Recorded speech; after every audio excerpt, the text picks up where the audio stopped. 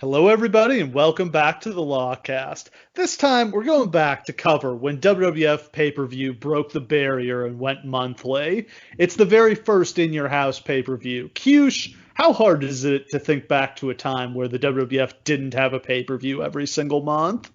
It's brutally difficult. This was just towards the beginning of my personal fandom. I think, 94, 95 would have been right around when I started watching as a kid. Um, so, like, WrestleMania, Survivor Series, and SummerSlam and the Royal Rumble, all that existed. I vividly remember when In Your House became an option. I didn't buy it. I didn't have the ability to buy things when I was 10 years fucking old, but I vividly remember when this became an option and how cool the idea seemed at the time. Like, holy shit, we get new big time matches every single Yeah. month. Are you crazy? Yeah, it definitely feels like when they lost Saturday night's main event, it was just getting to be there were some real lulls throughout the year when they were going 3 and 4 months without a pay-per-view and their TV is almost all squash matches. Like I think just tough to keep the audience engaged at that pace. Whereas with Saturday night's main event, between the Saturday night's main events and the pay-per-views, there was a big show just about every month. Yeah, and it was very cool. Like, it's at least at first, it seemed like it was going to be like, all right, every single month we'll have at least one big time match that we'll get to enjoy. That's not necessarily how it wind up being. Most of these in your houses over the course of the time are completely unwatchable trash. It Where was, they I like, mean, it's not a good time for the company, but that's part of what motivates them to launch this is just they need money. And this is going to be a quick like, unless these pay-per-views totally bomb, which they don't, they do okay. It's gonna be a quick infusion of cash. and it winds up being pretty stunning in terms of its success. At least this first one, like, completely outperformed any possible expectations for it. So, like, this opens the door. Obviously, Bischoff is the one who first introduces the idea of the monthly pay-per-views, but like, in your house's success is what really cements, like, okay, Yeah. WWF is going to this from now on. Yeah. Wrestling fans will spend as much money as you ask them to. That's This what's been is proven. If they're engaged, you this can is get any just amount of money. a lesson WWE has learned over and over. So the evolution here is they had settled into a groove of about 4 pay-per-views per year in the late '80s. They experimented a little bit with some other ones. They did the No Holds Barred match and movie at the end of '89. They did This Tuesday in Texas in 1991. Those Neither of those were terribly successful. They added King of the Ring in 1993, and King of the Ring stuck. Although, man, when I look back at the buy rates, King of the Ring did. It's kind of amazing they stuck with it as long as they did. Especially since Vince hated it because he knew it wasn't successful, and yet for some reason they just kept bringing it back every year. I love it so much as a booking tool, but yeah, it was terrible for business. Like they could not sell those things. Tournaments don't draw. It goes to show how much tournaments are like baked into the essence of wrestling. The fact that tournaments definitively, decisively, provably don't draw, and yet you see them all the time. They're such a good storytelling tool though, because I just feel like you can do so much with a tournament and spin so many things out of it, but it just does not sell pay-per-views. People don't want to pay for uncertainty. Yeah, I feel like it's a good television tool. It's like Yeah, build a tournament and then put the finals on pay-per-view. That's fine. it kind of drives me crazy that they haven't brought it back in the WWE Network era, where it doesn't matter if they sell pay-per-views or not. Like to me, it's crazy that they don't do a big King of the Ring tournament every year. Oh I yeah. think I guess Money in the Bank, when I think about it, Money in the Bank has really replaced it as the thing they have like an upcoming star win to get him hot, to get him ready to be the champion. But you could take all these guys who are like never on TV. You got like 80 people. You could do like a 100-man tournament or Yeah, some you do crap a like that. massive like 64-man tournament and have Takes it like take place three over months. 2 months. Yeah. Yeah. And it's And just you have 2 or 3 important TV matches every single week. and then whoever gets to the end gets a title shot. Bam, I done. love that. Love that. That yeah, that's like your early summer and the winner gets a title shot at SummerSlam. Doesn't it seem like that's what they should be doing now? Now that like none of Yes. the matches really feel like they Yes. mean anything, just start something really big that can pay off after this is Yeah. all over. And you can have somebody make their Cinderella run, somebody like Zack Ryder, whoever wins 2 or 3 matches in a row and makes it to like the final 8. Well, see, that's what I thought they should do. Like when they fired Rockstar Spud and like they let him continue participating in that cruiserweight tournament. I was like, that's what this should be. It's like somebody like Spud makes a run because he's fired as soon as the tournament's over. As soon as he loses, he's fired, and he just makes a Cinderella run. But no, Uh, he's just done. so yeah, here in 1995, they make the decision to go monthly. WCW was getting pretty close to a pay-per-view every month. I think they got up to 9 in 1995. I think they did 10 in 96 and all the way to 12 in 1997. WCW was also raising their prices. They were doing up to, I think they had gone up to 27.95 if you ordered in advance and 32.50 if you ordered the day of the show. So Vince, as he frequently does, decides to undercut his competition. If they're going to run pay-per-views every month and they're going to charge, $30, we'll also run pay-per-views every month, but we're going to charge less for them. These in your houses are going to be smaller shows. They're only going to be 2 hours long, and they're only going to be $15. I do like the 2 hours long. I like making them not as big and differentiating them from the major shows and using them to build to the big shows. I've always thought that that was an incredibly smart idea. It's Yeah. just these are just like way stations on the way. Most of the matches on the show won't really be all that important, but at least one match will be like a main event caliber match. Yeah. But it doesn't always have to be the world title.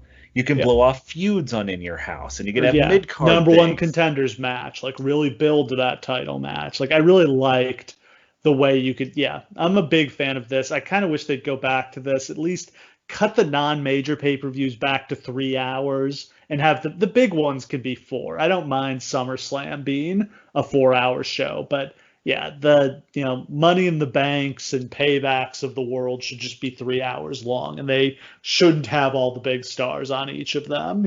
These ones, these early in your houses, the Undertaker's never on them, and usually you get like one of Bret or Shawn Michaels, and Diesel's on just about all of them because he's the champ, and they're really pushing him here. But they did a decent job of spacing out the big talent on these.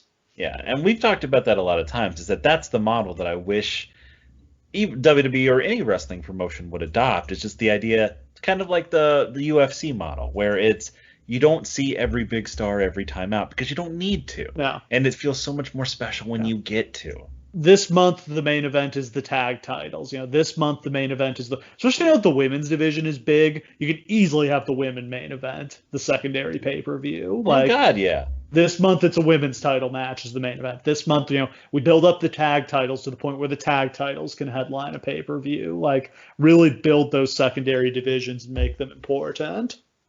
Gosh, that sounds like the ghost of a good idea. It's not exactly what we're seeing these days. Now, so to put the price in context, $15 for In Your House. Royal Rumble, King of the Ring, and Survivor Series were $25.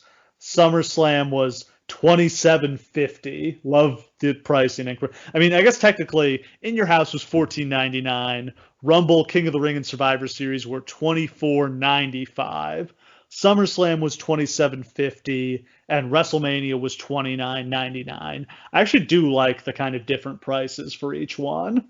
Oh yeah, absolutely. And it's just having it be a little bit more reasonable. Like for SummerSlam, you're just willing to pay a little bit more. Yeah, because it's a better show. Like Yeah. SummerSlam is the second biggest pay-per-view. And just looking at it purely from my own perspective, I had to sell every pay-per-view that I got to watch. I had to personally and individually sell it to my parents. Yeah. Like my parents knew what WrestleMania was, so it wasn't hard to sell them on the idea like, this is the biggest show of the year. Can I please just get this one? Please, please, please. Asking for, and I realized, I was just going through, I realized what the very first In Your House I ever got was, and that was In Your House 7, Good Friends, Better Enemies. That's a And good that one. was the hardest sell of my entire childhood life, because I want this in your house show. It's only 2 hours long, but it's only $14. But none of Yeah. the big wrestlers are on it. But I really like Shawn Michaels. That was the first one that had a subtitle. Yes. That's notable. Originally, they were all just called In Your House. Like retroactively, they have subtitles, but none of them were promoted as like In Your House, whatever, until that one in 1996, In Your House, Good Friends, Better Enemies, and then every single one after that had a subtitle. Beware of Dog, International Incident, Mind Games, etc. I really like the flexibility of being able to kind of change the title on short notice based on what's going on at the time. This is the thing that I miss the most. Is just sort of like themed shows based around the subtitle of the show. Because it's awesome. Just the idea that like that subtitle tells you everything that you need to know about the show going Yeah. in. And like you said, the formal title is just In Your House. That's what you're selling pay-per-view providers. So you don't need to worry about branding and stuff like that. You can do this like, all right, 2 weeks out, we just realized that we're doing Canadian Stampede. Boom, Canadian Stampede. Yeah. I also don't know if maybe they just did a better job of kind of booking out in advance that they knew, like, okay, in October, we're going to have a Buried Alive match. So that's going to be In Your House, Buried Alive.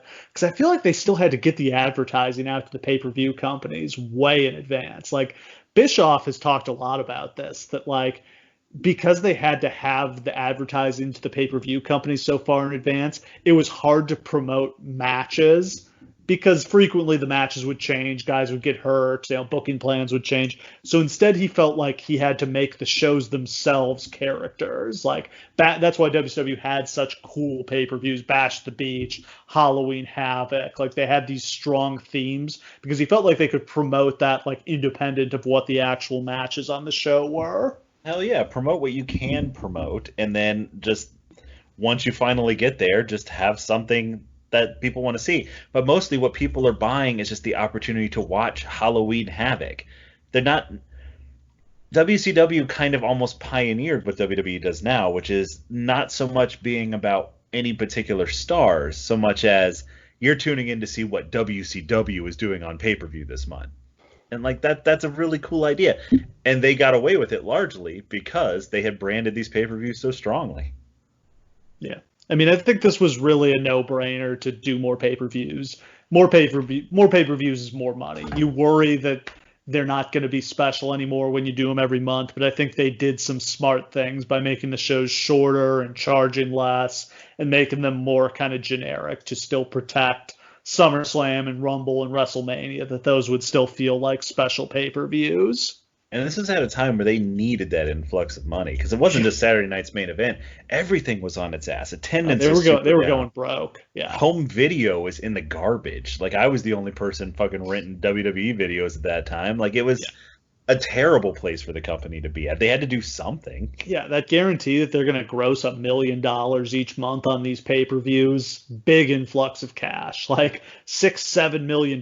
Today is chump change to this company that now grosses $1 billion a year. But back then, a couple $1 million was the difference between being in the green and being in the red. Like, it wouldn't surprise me if it turned out like In Your House was the reason they turned a profit in 1996. Oh yeah.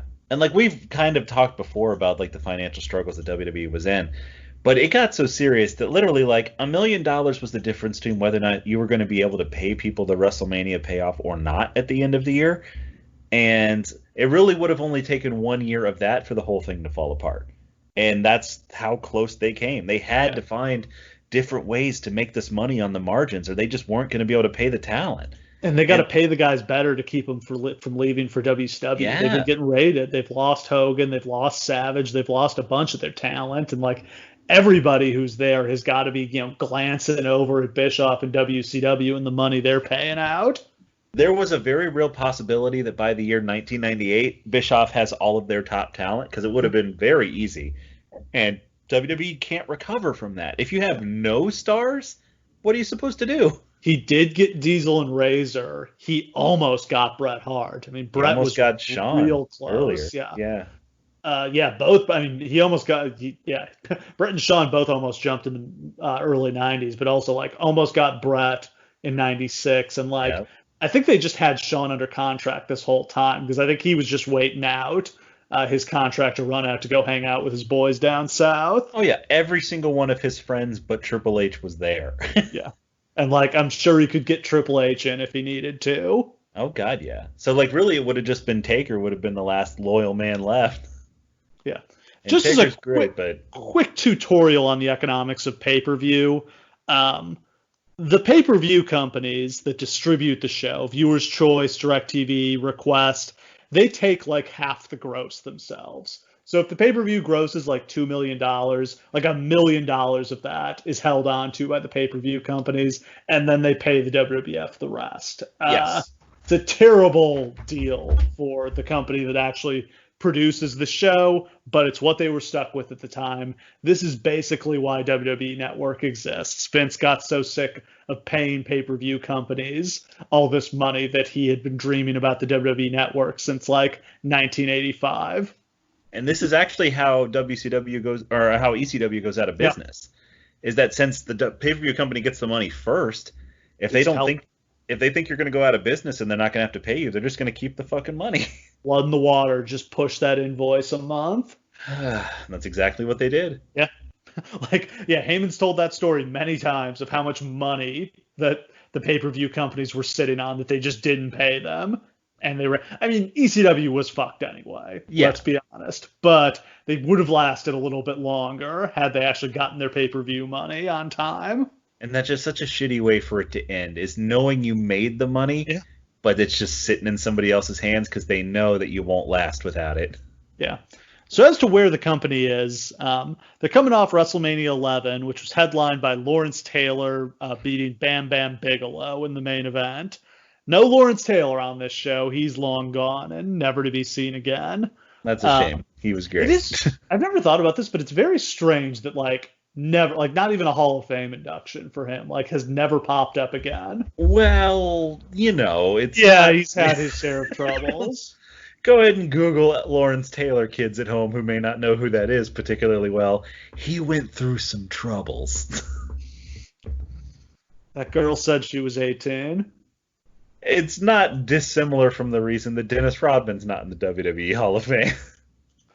The sub-main event was Diesel beating Shawn Michaels to retain the WWF title.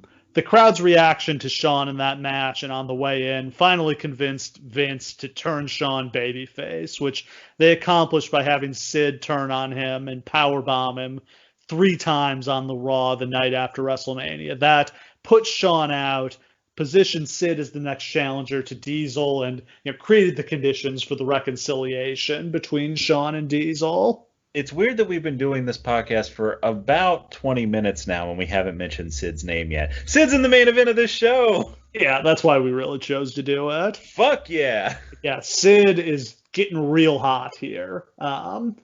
Kicked the shit out of Shawn Michaels. He's joined up with the $1 Million Corporation, so he's got Ted DiBiase managing him. I feel like the $1 Million Corporation is kind of a forgotten stable. Not that I think they were good, but they were just really significant for years here. They were lasted, yeah. For years, they're the main heel stable in this company, but it's just such a group of misfits and losers. Yeah, they never actually beat anybody, which is the problem. Like, if Ted DiBiase could have gotten, managed the champ at any given point, maybe it would have actually gotten over to some extent. But really, he's just the jabroni manager of the next villain. Yeah, and just none of these guys, it's like Sid, IRS, Tatanka, these guys don't fit together at all. Nikolai Volkov, just a random group of guys, just whatever heel they throw them together, which was the old way of doing things, but I don't know, Jimmy Hart's guys weren't as much of a stable. It was just these are the guys Jimmy Hart manages. Yeah, it would just be a different outfit and a different Jimmy for every match featuring a Jimmy Hart talent. It wasn't like the Jimmy Hart Foundation. Yeah. And with DiBiase, the idea that he's, buying off all these wrestlers is good. It's just, couldn't he buy some better ones? Yeah, that's the thing. Is that what you can't, I mean, getting Sid is a pretty big one. Sid, that's a good one. That's a good one. IRS, no. Tatanka, problem is, 1995, no thanks. We're in a period where they have 4 good talents to build around. They got Taker, they got Michaels, they got Hart, they got insert fourth guy, whether it's Diesel or whether it's Luger or whether it's uh, Sid or whoever the case may be. But there's always just like a fourth guy until Austin eventually comes along and is that fourth guy.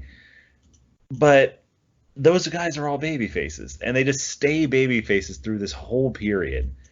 And it's just so they just got to keep coming up with like random fuckheads for them to fight. But the problem is you can't get any of them over because none of those guys can lose. Like Hart never loses, Michaels never loses, Diesel never loses. So it's just a constant job out factory. The sub-main event will see Bret Hart take on Jerry Lawler in a continuation of that long-running feud. Bret Hart will also wrestle Hakushi on this show. We'll explain the circumstances of that in a little bit. Show ends up being a success. It grosses over $1 million for the company. A 0.83 buy rate is not massive, but like it's on par with what King of the Ring did the previous year, and it's much better than King of the Ring does the month after this. Oh, God. Well, this is famously the one that Mabel wins, so that's not a gigantic shock. And the main event is Diesel and Bam Bam against Tatanka and Sid. It's a tag match with Tatanka in it. Tatanka.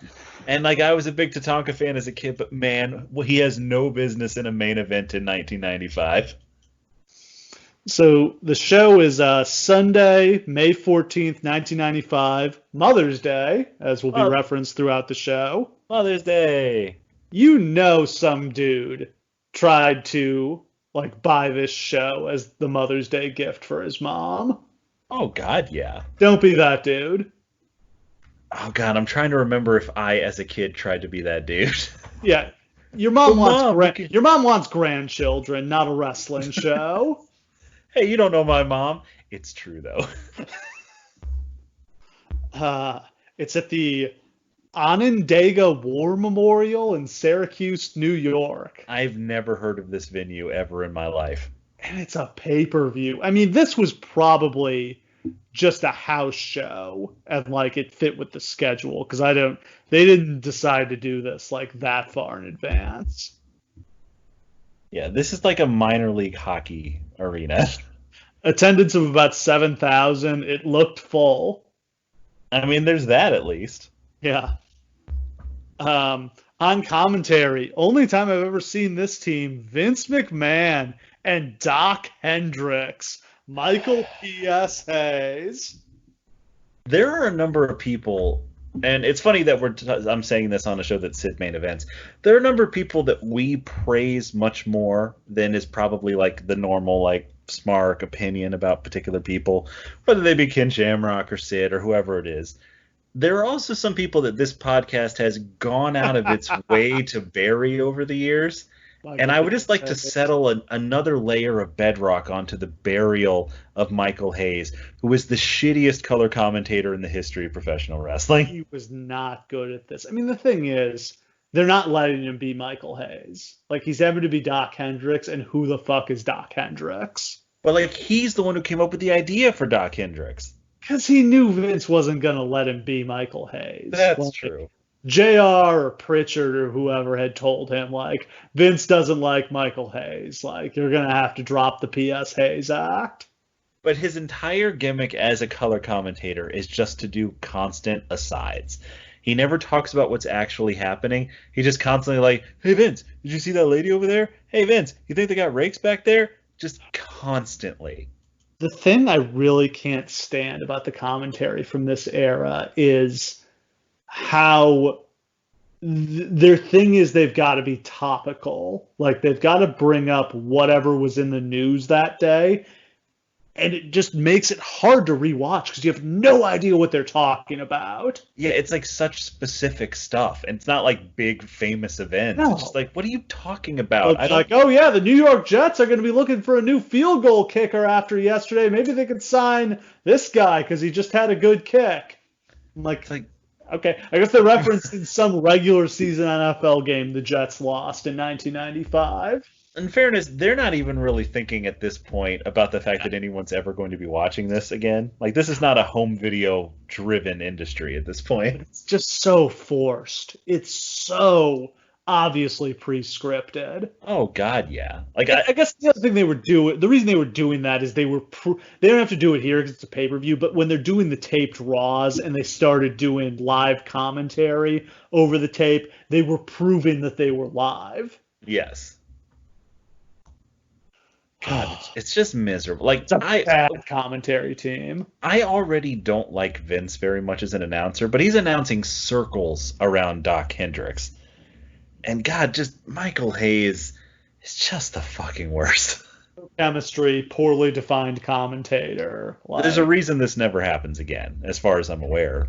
Yeah, I mean, I think the only reason it happens here is because Lawler was wrestling on the show. Right.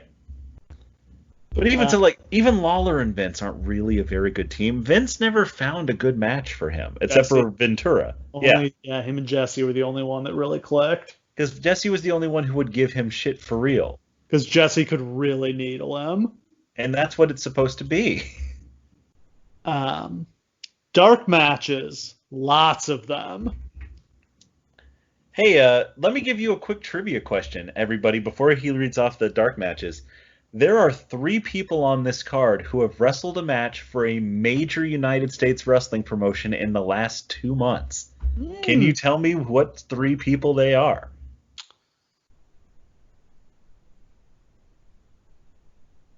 I am so confident you're not going to get this. Billy Gunn. Billy Gunn, with his son, actually, for AEW.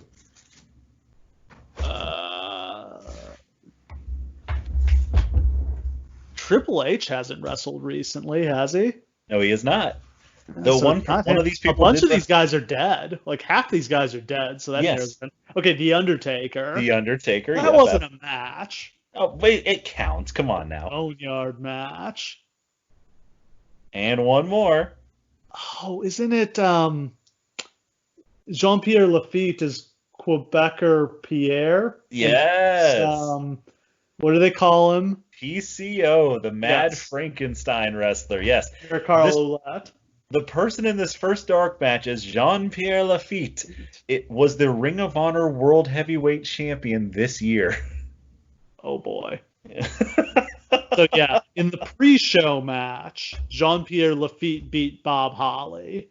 And then there were 3 dark matches after the pay-per-view ended, which was how they would do the In Your Houses for a while. They would give you some big dark matches. The Undertaker beat Kama, Bam Bam Bigelow beat Tatanka, and the British Bulldog and Owen Hart went to a time limit draw in a King of the Ring qualifying match. And you would kind of have to do this just to pad out the show and like give the people who actually come their money's worth. You want to give them value of a full 3-hour show. That's understandable. Absolutely. So the opening package is quick and to the point, just kind of runs over what the matches are tonight. And then our opening match is Bret Hart against Hakushi. Not something you would really expect to happen, but here we are. Was set up when Bret was being given an award by the Japanese media, and Hakushi took exception and attacked him. And Bret is doing double duty tonight because after he was booked to face Hakushi, Jerry Lawler challenged him, thinking he would never accept it, but of course he did because he was just so desperate to get his hands on the Burger King. And baby faces are stupid, ladies and gentlemen. If we ever put out a t-shirt, that's what's going to be on it. Bret Hart and Jerry Lawler are still feuding. It's been 25 years. This started at the first King of the Ring 2 years before this. It never technically ends. It's just Lawler stops wrestling, but he keeps shit-talking Hart until the day he leaves. And after. Tell us about Hakushi. Like, who is this? Okay, Hakushi is Jinsei Shinzaki from Michinoku Pro.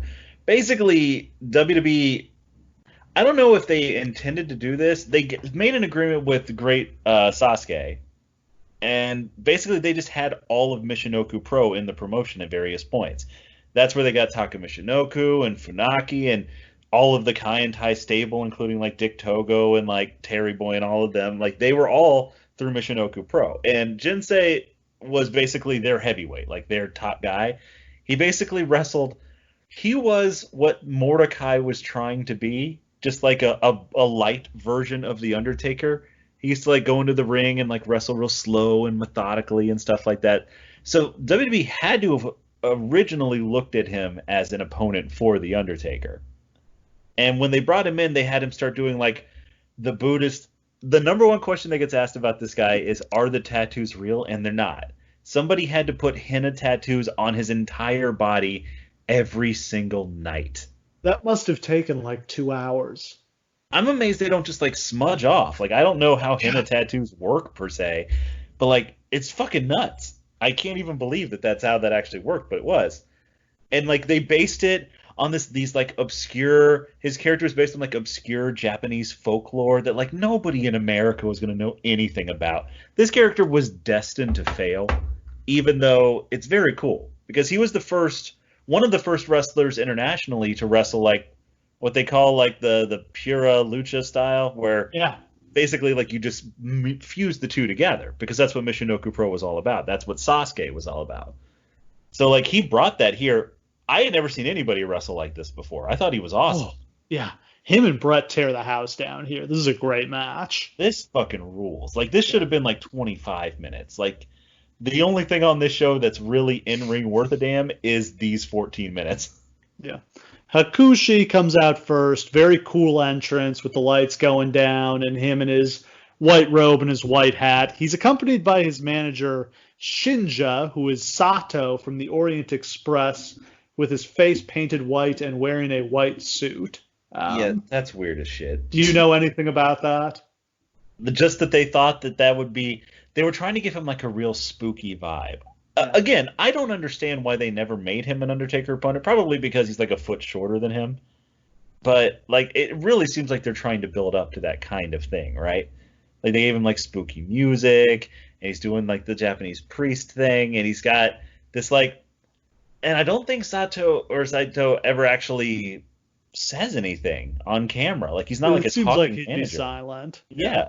So like, I guess it's meant to induce this like creepy vibe, but I have no idea what they were planning with it, because this whole thing is done in like 6 months.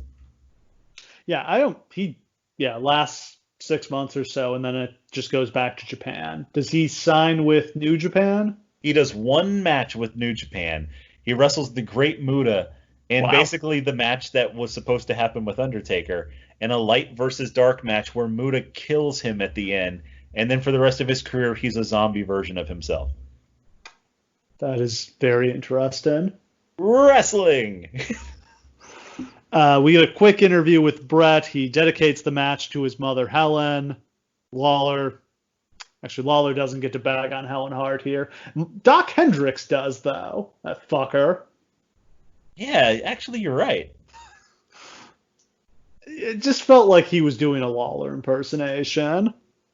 And it's so hard to do a Lawler impersonation. Like, you got to be so quick and so good at a specific kind of humor, and it's just not... It's gross when Lawler does it. It's just weird when somebody else tries to. Bret makes his entrance. It's like I feel like they had just gotten the ability to like turn out the lights in the arena, and so they do it with every single guy's entrance. That's true, they do. Except for Jarrett's, who is the most casual entrance I've ever seen. We'll talk about that later. Bret just keeps taking Hakushi down to start the match. Furious pace. Nobody did a headlock takeover like Bret Hart. He just throws himself into it. Whips them all the way around. I say there's no not going with him. Like, you're fucking going over. Hakushi scores with a kick and takes control. Hakushi hits a big diving headbutt from the top rope. Bret just barely kicks out at 2. Hakushi tries the springboard splash. Bret rolls out of the way. He goes through the 5 moves of doom, hits the Russian leg sweep, the bulldog, the backbreaker, the front elbow. He sets up for the sharpshooter, but he gets distracted by Shinja, hits an inverted atomic drop.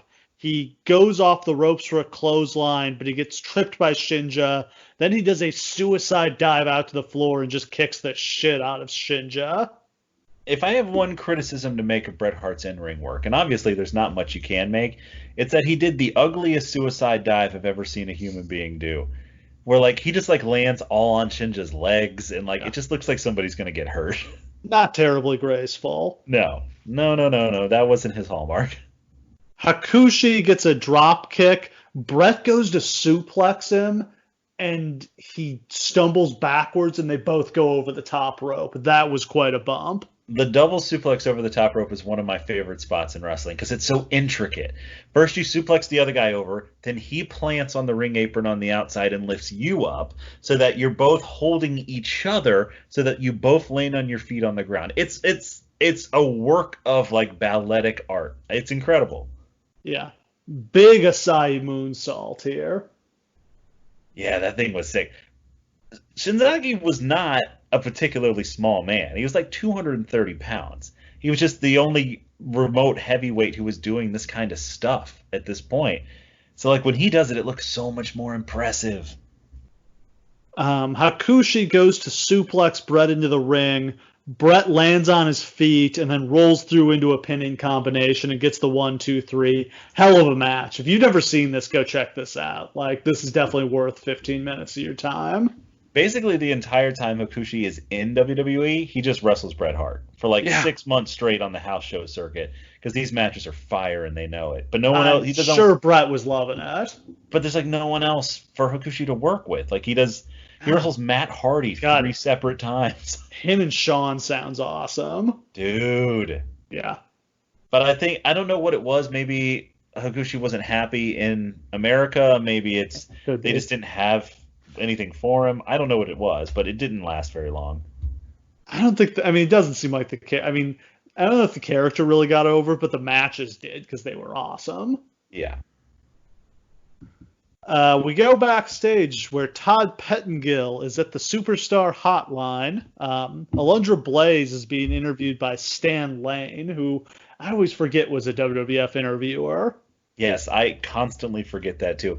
I have this mental image of him in suits, but like I never remember that that's what it was from. I forgot to mention, as Bret is leaving the ring, he jumps off the apron and appears to injure his knee or ankle on the land-in and walks to the back. So that sets up our running storyline from the show as Jerry Lawler shows up backstage at the Superstar Hotline and says he wants to face Bret right now. And then Pettengill informs him that Bret is on his way over and Lawler bails out. See, this is what I don't understand is that if that was supposed to be the story of the rest of the night, why didn't they just have Hakushi work the leg? He doesn't at all. No, that would have made sense. That would have made so much more sense. And then a woman named Stephanie Wyand, whose name thankfully was on Wikipedia because I have no idea who she is. Steve, who the hell is this? This might be her only appearance. She's not super great at this. Okay. Let me read her Wikipedia entry, okay? She has a Wikipedia page? It's just one paragraph, but it's something that I feel like we all need to talk about. Oh, God. Stephanie Wyand is a producer and actress known for Fixing Paco, Revenge of the Bimbot Zombie Killers, Deliver the Mother. She joined the World Wrestling Federation in late 94 as co-host of WWF Mania, where she was introduced as original host Todd Pettengill's Christmas present. Gross. Oh, God. She was brought in to replace Randy Savage. She was a host for the 1994 Slammy Awards. She hosted this and featured in the 32X version of the WWF Raw video game. She was released in July. Yeah? So she's here for about 6 months. That's so... She doesn't do a bad job here by any stretch. But I actually kind of like her and Todd together, to be honest with you. little bit of chemistry there. And it's just, Todd can be so much by himself. Yeah. It's nice for him to have someone to play off of. The thing is, like, he lasted a long time because he fucking went for it. Yeah, that's true. Like, they wanted a pitch man, and he could sell you anything. He was their Don West. Yeah, like, you know they did the thing they did to Bischoff where they're like, you know, sell me this broom, and you know he rocked it. I can't wait for us to get to the advertisement for the t-shirt later on in the show. I have so much I want to say about that, but we'll get there.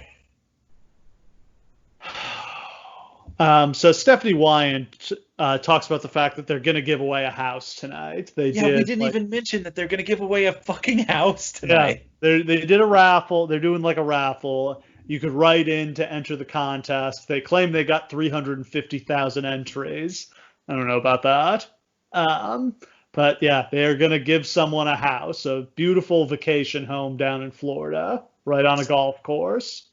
Steve, you know how occasionally you learn things about me through the podcast that you didn't necessarily know before? Oh man, you entered this contest. I may have entered this contest. I was hoping they were going to call little Cush's name. You I, couldn't win. You had to be 18 to win. well, no, an 11-year-old one. Like, if your parents co-sign you, it's okay. Oh, okay. But the Yeah. kid who winds up winning is 11 years old. You just have to get your parents' permission. Okay, yeah. But I didn't get my parents' permission. I just did this shit. Next up, we've got Razor Ramon in a handicap match against Jeff Jarrett and the Roadie. Jarrett beat Ramon for the IC title at the Royal Rumble after Roadie interfered. Razor tried to regain the title at WrestleMania and was unsuccessful after Roadie interfered and got Jarrett disqualified. It's a quick interview with Razor. He says he's going to get his revenge for him and 123 Kid, who got taken out on Raw leading up to this. And he wishes a happy Mother's Day to Mama Ramon. Even bad men love their mamas. That's right. And then we get a phone interview with the 123 Kid, which is the most distorted, horrible footage I've ever heard of a telephone call ever in my life. What do you think of these phone interviews? This was kind of a staple of Raw in the early years. I thought it just added a nice dimension that, like, while a boring ass match was going on in the ring, they would get somebody on the phone and interview them.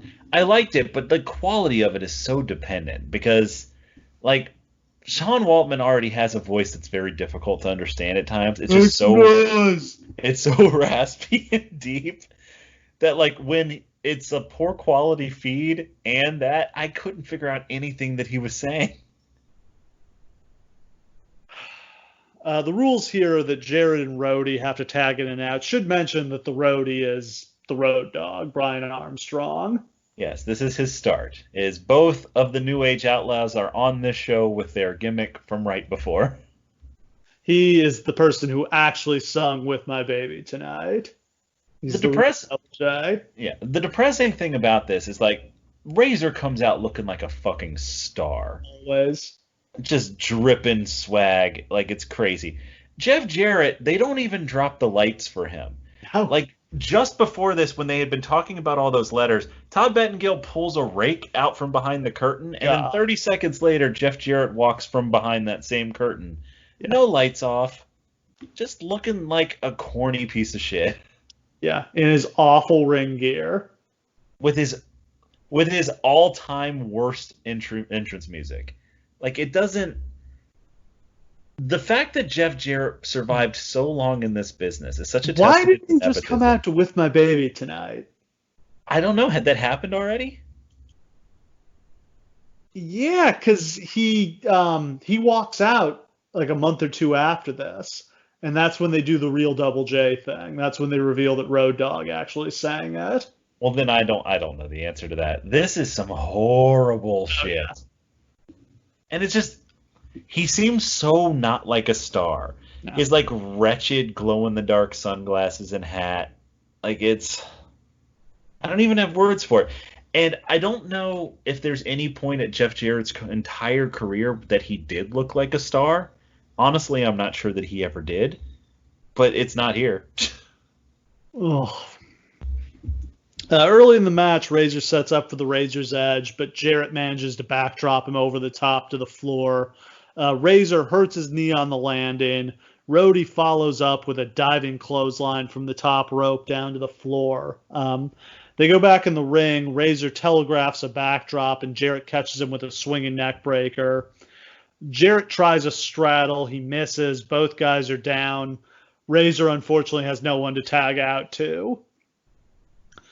Razor catches Jarrett with a back suplex. Once again, they're both down. Roadie tags in. He hits a flying knee drop.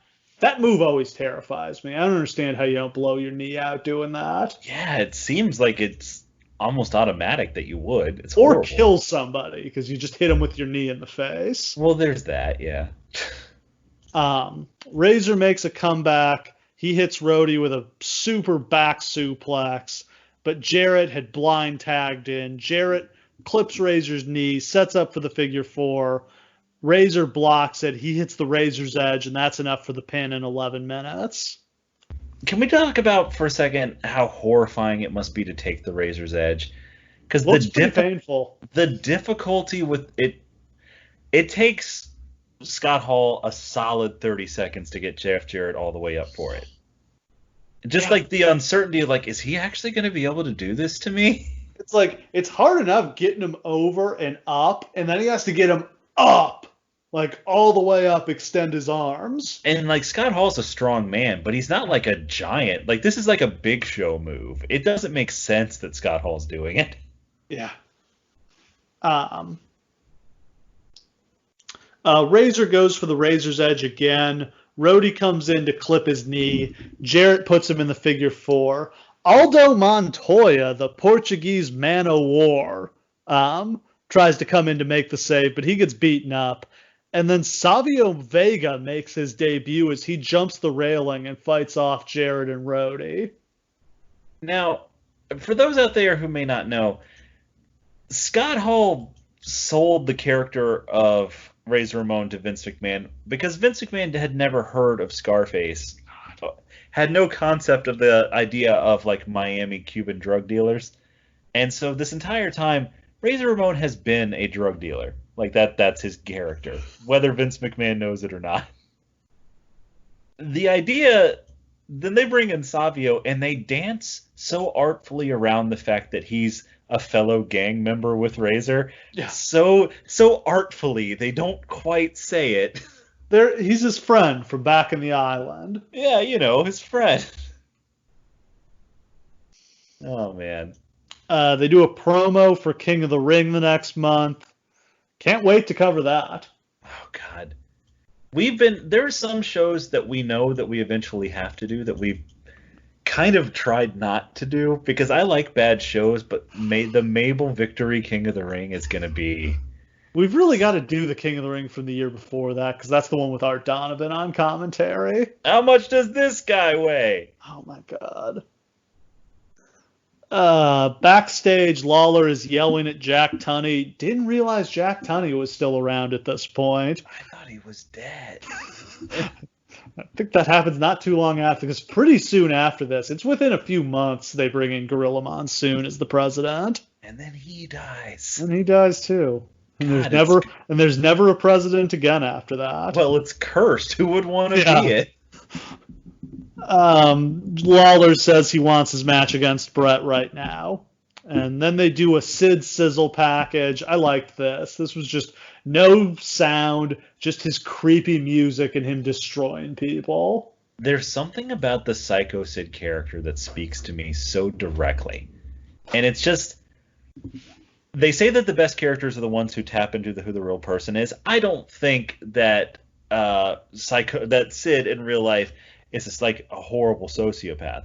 But I do believe that he's an incredibly unpredictable person. Yeah. His personal history bears that out. And they tap into it so much where he just does this thing where he'll lift his head up and he'll grin and then he'll just like his eye will roll down like a Tyrannosaurus Rex and he'll look at the camera and it's just like sends shivers up my spine. Like this man, you genuinely, if he was in the bar with you, you would have no fucking idea what he was about to do. And he's 6'10" and built like a Greek god.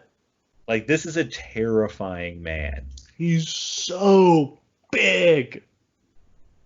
Man, what a stud. It's no wonder that he draws everywhere he goes. Because you just look at him, and even if he's like a joke to you, like it's still like at the end of the day, you're like, I just want to see what he does. Yeah, it's totally unpredictable. Like, who knows what the hell he'll do? And then we get a segment shilling Bret Hart t-shirts. Okay. Not just shilling let me paint a word picture for you, ladies and gentlemen. They're out there promoting this t-shirt. And the big selling point about this t-shirt is instead of just having the one little box logo in the middle because they were just literally ironing on the shirts because they were cheap asses, this shirt has an all over logo. Literally, the decoration goes all the way around the t-shirt, and it's not just in the one area, and it's front and back. And I remember thinking, oh man, that's actually a pretty cool looking t-shirt. I might not mind ordering it. And then he says, it's one size fits all, which is something like extra large. And that's all the details you get. It's one size fits all, which is, basically extra large. Yeah. What the fuck is that? You can't sell a t-shirt as pretty much extra large. Aren't kids the people they're trying to sell this merchandise to? Unless I'm missing something. And you're defaulting it to extra large? This shirt does not look like extra large. It looks like 3XL. Like, this looks like Mabel could wear it. Speaking of which, he's up next. It's the King of the Ring qualifying match as Mabel takes on Adam Bomb. Mabel's gone heel. He's managed by Mo. They've dropped Oscar when they turned heel, and no rap for the entrance. Just the the backbeat of the song they'd come out to, and Oscar would rap. What do you think about Mabel? Obviously, people don't think very highly of him or this run, but do you think that he was somebody that they should have been pushing? Oh yeah, you know how young he was? Wasn't he like 23 here? Let's see. I think he was like barely 40 when he died. He would be, he died at the age of 43. In like 2009? 2014. Wow. So what year is he born? He was born 71. Yeah, he's 24 years old here. My God. And he's like 6'6", like 400 pounds, and moves pretty well for a guy that size. And they're trying, to be honest, they're trying to replace Yoko because Yoko's on his way out, and they know it. Yeah. The problem, wears too much clothing. What is going on with the spangly purple jumpsuit that covers every inch of his body? Stuff. Want to see those cheeks. But, like, what changes in Vince between then and now? Where here he's just like, I can't watch this fat guy flop everywhere. And ECW, where he comes out wearing just suspenders. He will. Yeah, I was gonna say he will later have some of the worst ring gear ever as Big Daddy V with those fucking suspenders. But this is the worst, also, but in a totally different direction. I mean, look, he is really fat, so maybe it's a little uncomfortable to see him. Couldn't you just get him a singlet though, like a King Kong Bundy singlet or a one strap giant singlet? Something. Don't just like let him out there looking like this. Yeah. I mean, the other thing I like is Big Daddy V. I like that we saw he was covered in tattoos because it made him even scarier. Yeah. Because the real man is, and he's a real badass, and that's good. You should be promoting that. He looks like an asshole. Yeah, like I think he was talented. I think he just needed totally different packaging and presentation. And this was the perfect opportunity to change it, that he should really drop the clown suit now that he's gone heel. That's not a bad idea at all. Like, they should just strip him down, show him Give for him all some his... new gear, and like Oscar can start, or Mo can start wearing a suit and being his agent. Like, yeah, I think they should have changed up the presentation here if they were going to give him a big push, which they are. He's going to main event SummerSlam against Diesel. He's going to win the King of the Ring. That's the other thing for me too, is that, like, the place they want to get to is him versus Diesel, which is... I think it was too soon for that, too. It's like you much needed too to run soon. through guys for a while before you put him against the champ and he gets beat. And, like, that's, starting out that is going to be a trash garbage match. And that's what you're building to. That sucks. Not promising. No. I mean, who would have made more sense to win the King of the Ring? Oh If boy. you need somebody, but I mean, it kind of needs to be a heel because you need somebody to challenge Diesel. I'm looking up Aren't and the down. options kind of thin? The You have options are very thin. Jarrett, Yoko, Owen, just won the year before. Yeah, but Tatanka, for a title match at SummerSlam? Sid, but you already burned through Sid and Diesel. That's probably what it should have been. It's just Sid wins the King of the Ring and then he goes to SummerSlam. Yeah. Then who do you have? Then who challenges Nash here is the problem. Bam Jerry Bam. Lawler. Bam Bam Bam Bam's a just babyface. yeah, you would have needed to not turn him face. Gosh, this He company's just lost to LT at WrestleMania. this is such a mess. Backlund got beaten eight Oh. seconds. Yeah. Yeah, Yeah. there aren't a lot of great choices here, man. Oh, You're right. no, nothing's jumping out at me. Yoko, but he's the tag champion. Yeah, I would guess I would just have him run through Yoko, but it's not great. Okay. Um, Adam Bomb's fans are called the Bomb Squad. Hard to believe that didn't get over. You know what? Why didn't Adam Bomb get over more? It's a corny gimmick. But like he looks like $1 million. The thing he does when he gets in the ring and they do a little mushroom cloud is Yeah. fucking cool. That is cool as fuck. It is a silly gimmick that they're portraying him as like the survivor of the 3 Mile Island nuclear accident. But like Brian Clark is another guy who I think is tremendously talented. Like legit 6'5", 6'6", great build, looks cool, like passable in the ring. Got really over in WCW as Wrath when they just had him smash guys and gave him that awesome pump handle power slam finisher. And that's the thing. Like we always talk about we go down the list of who could possibly have picked up the ball here. Who looks the part, who can Yeah. be the part. This is one of those guys. We're like, Just the gimmick's too silly. yeah, he needs a lot of work, but I think he's got it. He's He got a just quality. Is he? I think he's a heel though. Is the other thing. well, he's a babyface here. No, but I think he should be a heel. Oh God, yeah, he should. In fact, Adam Bomb is who should be facing Diesel. And Yeah. that makes way more sense. Yeah, get preemptive revenge for Nash squashing him after they built up his undefeated streak in WCW. LOL.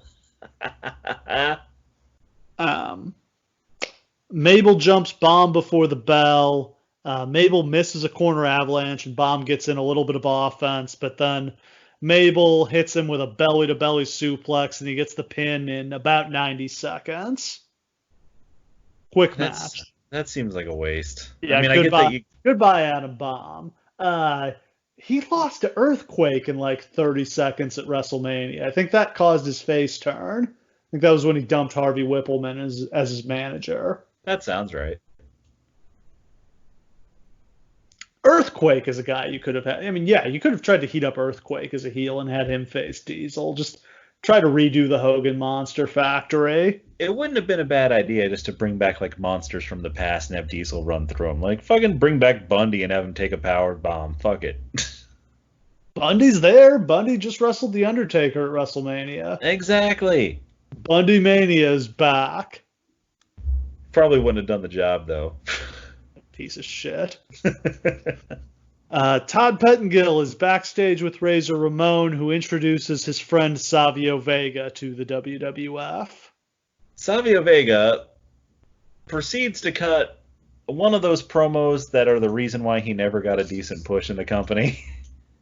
Just English, not his first language. It's fine, but it's not good. Next up, we've got a WrestleMania rematch as Owen Hart and Yokozuna defend their tag titles against the Smoking Guns, who they defeated at WrestleMania to win those titles. Before the match, Lawler shows up at ringside to complain that he's not getting his match with Bret right now, and then we see Bret icing his knee in the locker room backstage.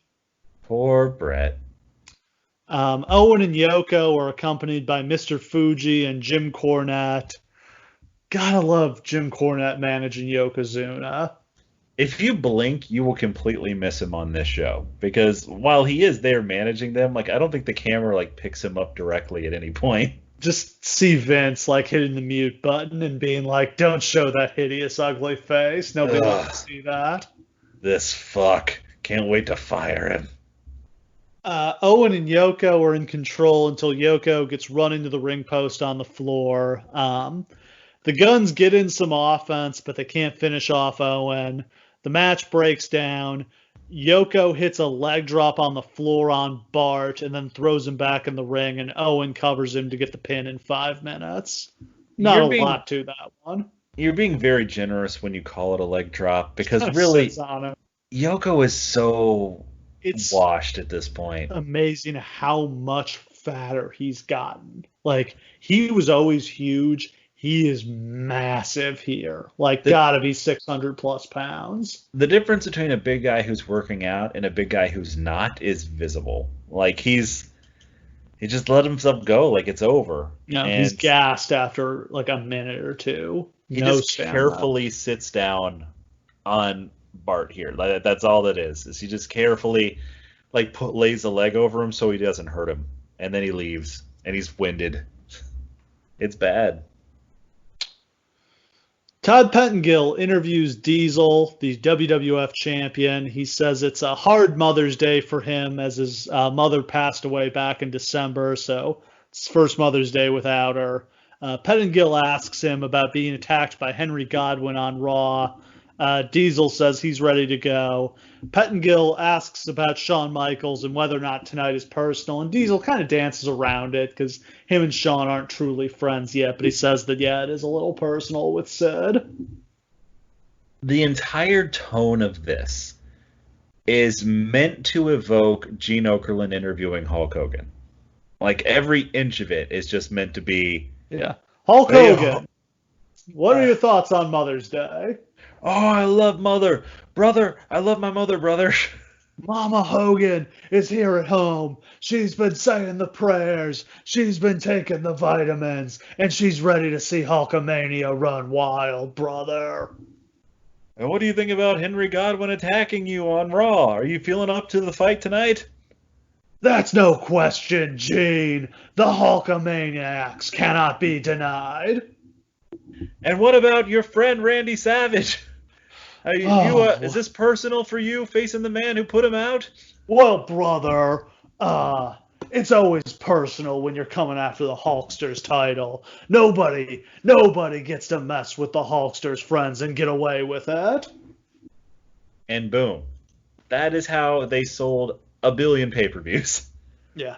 The problem is this is Kevin Nash and not Terry Bollea. Kevin Nash can't do Ernest. No. He's a deeply, deeply sarcastic man into his very marrow.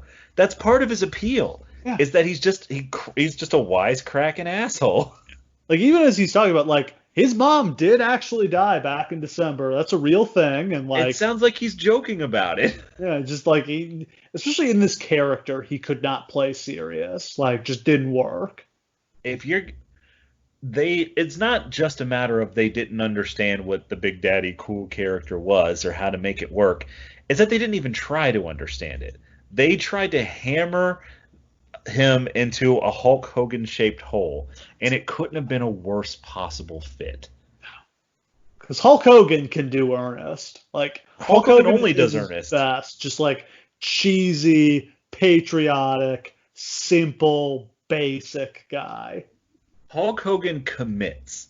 Yeah. Like, that's the one thing that you can say, whether it's to racism or to street racing with his son or to being Hulk Hogan. Like, banging his friend's wife. He commits fully to everything. And that's a big reason for his gigantic success, is that you get earnestness from him. He feels authentic.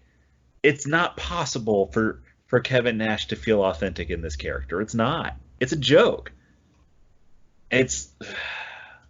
The fact that he'll eventually become one of the most over superstars literally in wrestling history just by being himself is an indictment of them trying to force him to be this. And then we go to the ring where we have Lawler with a model that he claims is his mother. I love, love, love that last week we did Saturday Night's Main Event where they did this exact same gag. Exact same joke. And here we are 10 years later. They do the exact same. Like, Vince must love this. Vince must think this is the greatest thing. Because he is like the only common element here. It is kind of funny. Like, it's like a good visual gag for like a chicken shit heel. It's not funny when it's Jerry Lawler doing it and she's barely 18. Yeah. Like, you feel like this is a conversation he's had with the cops before. Like, no, this is my mom. This is my mother. Don't even worry about it. God.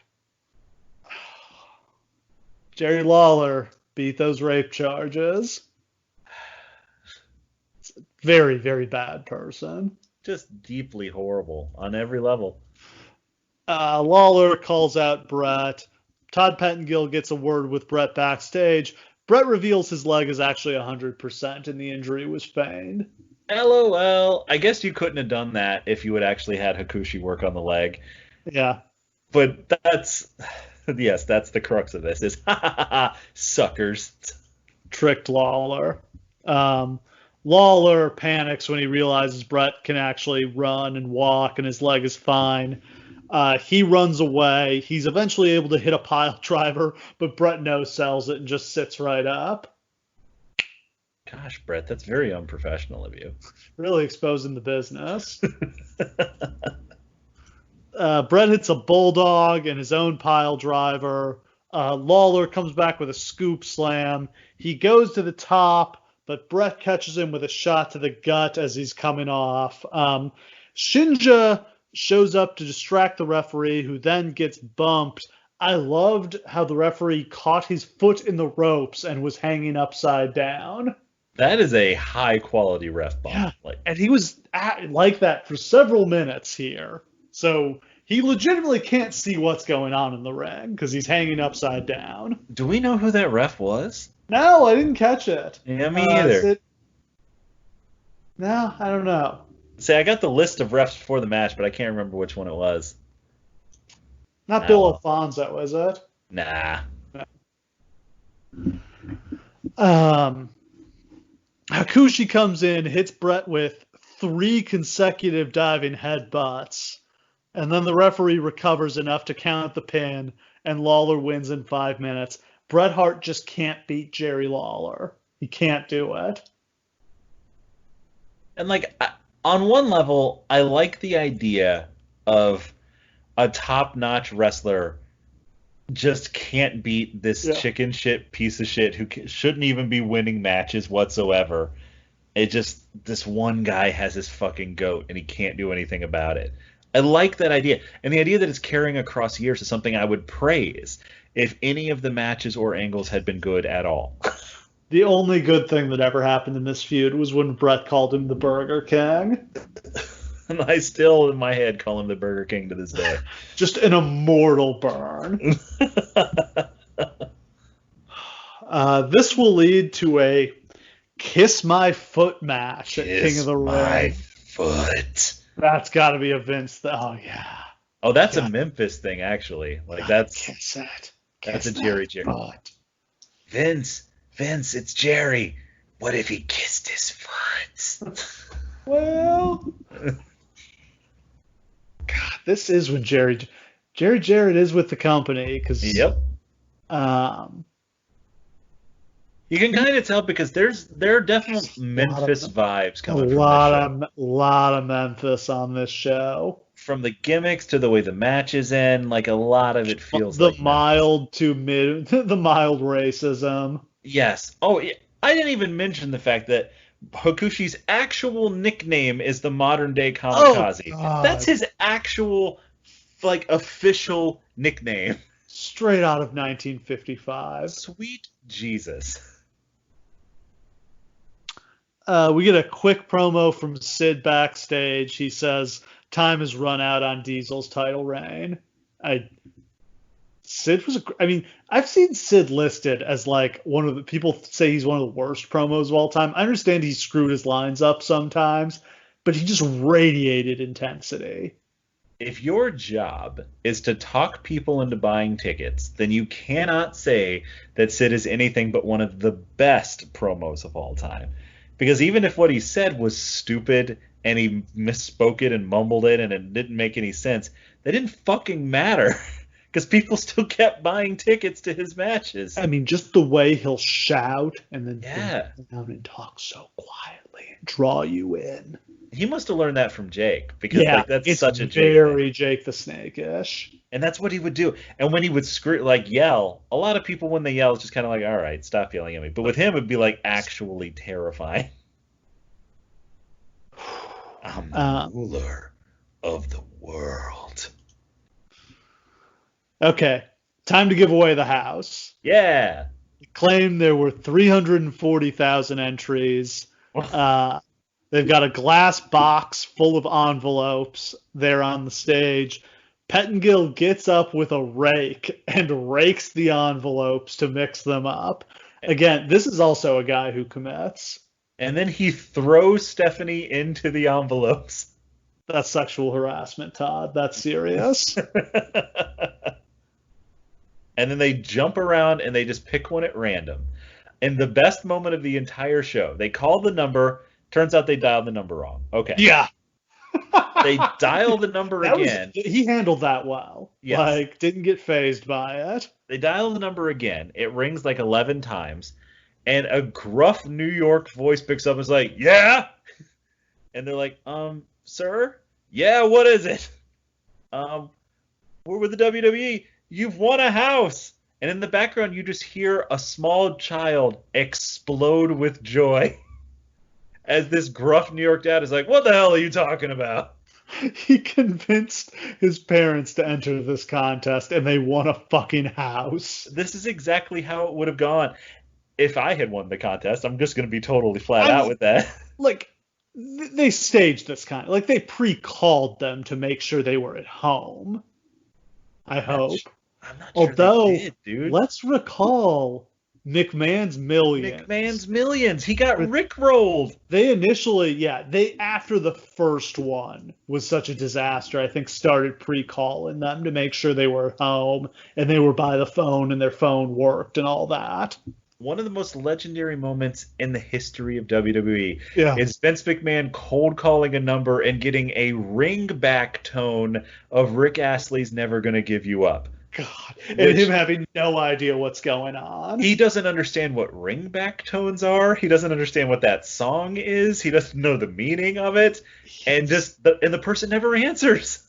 He's wearing these incredibly thick glasses so he can see the phone, and still struggling to dial it. He looked 1,000 years old. It was horrifying. Some of the worst TV of all time. So yes, I don't necessarily think that they did pre-do anything with this. But and the funniest thing was that the people who get chosen are from Nevada. They just moved from New York to Nevada. They're not moving to Florida. They sell the house 6 months later. Oh, of course. But awesome for them. I'm sure the house is worth a couple $100,000. It's in Florida on a golf course. They got $175,000 for it, and the kid got it all in a trust for when he turned 18. They did an interview with him on WWE.com 10 years later. That's great. Yeah. That's all the research I did for this show. All right. Main event time. It's what the world has come to see. It's a WWF Championship match as Diesel defends against Psycho Sid. Sid is out first, looking gigantic. Sid looks like someone who could destroy entire civilizations. I know we hype up Sid, and we're gonna hype up Sid, and you're just gonna have to like it. Who's the man? You are. That's my favorite part, is that it started in Madison Square Garden with who's the man, and then the entire crowd shouts it back. But after that, people kept doing it. Because they had seen it done in Madison Square Gardens. Whole crowds would yell back, you are. He was mega over for those couple months before he had his car accident and his quote-unquote heart attack backstage. Yeah. Where's Sid? Oh, he had a heart attack. Did he go to the hospital? No, he went back to the hotel. Yeah, no, he's taking a nap. It's fine. Wanted to get some room service, brother. Like, see, the room service ends at 11. He wanted to get back and get a porterhouse. Bless you, Sid. God, the man had the world in his palm several times. And I've never seen a man who just had like the world in his palm and just like constantly just threw it in the garbage. Like, ooh, get this away from me. Diesel out second, so Sid's got Ted DiBiase backing him up. Diesel is out by himself. He is, of course, also gigantic. I love how he has to duck to get through the curtain. Is it occasionally I will forget because Kevin Nash is very funny, very good talker, and pretty good at acting actually. Just unbelievably good looking, just like unfairly stupidly good looking, that occasionally you'll forget that he also just happens to be 7 feet tall. Yeah, he's a huge man. There literally has never been a human being more designed for the wrestling business than him. Sid bails out to the floor early. Diesel hits him with an axe handle off the apron. DiBiase distracts Diesel and Sid takes over. He runs Diesel's back into the ring post, hits him with a Randy Orton-esque punt to the head. Yes, he does. Sid wears down Diesel's back to soften it up for the power bomb. He tries to sit down on Diesel's back. Diesel starts to hulk up, but Sid nails him with a nasty choke slam. That was awesome. I loved his choke slam so much. Just stanky. Sid sticks Diesel with the power bomb. He takes his time making the cover, and Diesel kicks out at 2. Diesel hits Snake Eyes and a big boot. He hits the jackknife, makes the cover, but Tatanka runs in to break up the pin, and we've got a disqualification after 11 minutes. Not the greatest main event.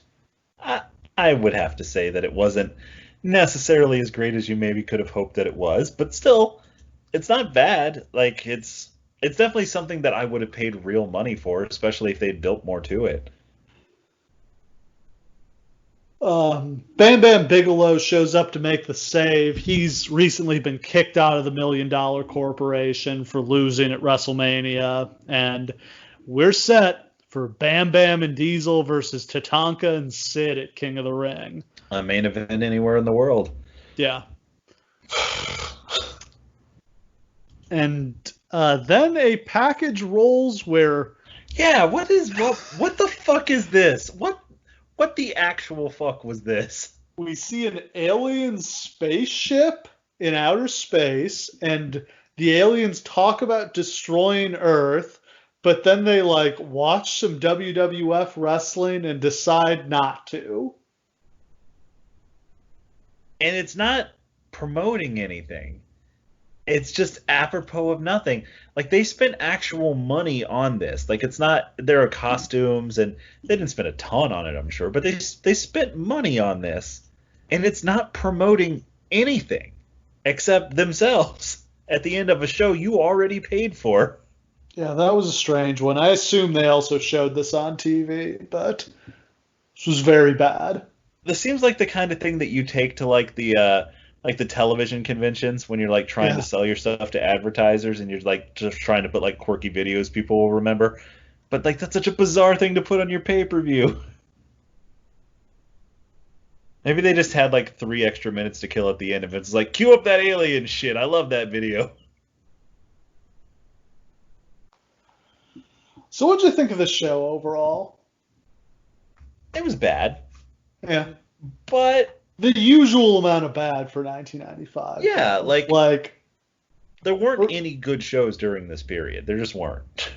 For $15, I feel like this was an okay value. Oh, absolutely. And like I said, this was my period where I pretty much started watching wrestling. So I very fondly remember a lot of periods, a lot of things that were going on during this time. This show brings back good memories. It's not great, but if I had spent $15 for it, I think I would have been satisfied. Yeah, I think this was a perfectly fine, debut for the In Your House series. And the buy rates on the first couple In Your Houses hold up pretty well. They're kind of in the 0.7, 0.8 range, which is, I think, about what you would be hoping for at this point as WWF. Absolutely. Yeah. Not a really important show, really just building to King of the Ring. They built to Bret versus Lawler. They built Diesel and Bam Bam against Tatanka and Sid. They built up Mabel, built up Owen and Yoko. Like, basically, as I said, took the place of Saturday night's main event. Like, it's there to set up the big pay-per-view. And I think it does a good job of it. Unfortunately, they don't really do a good job of building to those pay-per-views, but I don't think it's the fault of this model. No, like, I think this was a very worthwhile experiment, and obviously they stuck with it, and by 1997 they expand and they make them, full 3-hour shows, and creatively, I think that was a bit of a mistake just because it meant they ended up burning through their big matches even faster. But financially, it was a big windfall for the company. Like, not only did their buy rates not go down, but they actually went up, and it ended up being a huge infusion of cash right when they needed it. Absolutely. So yeah, that is a wrap for the first In Your House. Next time we have a show that I made Cush watch. It's WCW Wrestle War 1992, featuring what is, in my opinion, the greatest War Games match of all time. Whenever we sit around, just to give you guys part the kimono a little bit and give you guys a peek behind the scenes. We sit around pretty much after every single show and attempt to plot out every single show we're going to do for the rest of the year. And every single week, it completely changes. And we just come up with a million more shows we want to cover. But every single time there's a pause in the conversation, Steve will just give a deep sigh and be like, what about War Games? What about some early 90s WCW? And I'll be like, fuck, fine. It really makes no sense that I like this stuff, because it's not particularly good, and I didn't watch it growing up. Like, I was 3 years old when this show happened. Yeah, that's the weirdest thing, is that I could have watched this growing up, but I didn't. And you were already you were a baby. Yeah. But it speaks to your soul on a fundamental level. Yeah, this is Sting's Squadron against the Dangerous Alliance, and I absolutely love the Dangerous Alliance. We're just going to spend an hour just putting over the Dangerous Alliance as maybe the greatest conceived stable of all time. What a crew of badasses. Rick Rude, Arn Anderson, Larry Zbyszko, Bobby Eaton, and Steve Austin. That's your 5 guys. Oh, yeah. That is about as good as it gets. Sting Squadron, not quite so good. We'll get to that. And we've got the Steiner brothers against Tatsumi Fujinami and who is Fujinami's partner here? Izuki? Aizuki, yeah. Aizuki, yeah. In a match that pretty much degenerates into a shoot. And that's the best part. And, early 90s WCW terribleness. Big Josh, the Super Invader, Marcus Alexander Bagwell, Scotty Flamingo. The entertaining kind of bad. And Jesse Ventura and Jim Ross on commentary together for the first time in a show we've ever done. You know how we do, guys. You come for the biggest moments in wrestling history that we go into great detail about, and you stay just to hear us talk about early 90s WCW. You know you love it. That's what really gets those clicks and those downloads. Goddamn right. All right. All that and more next time on the Lawcast. Thanks for listening. We'll see you again next week.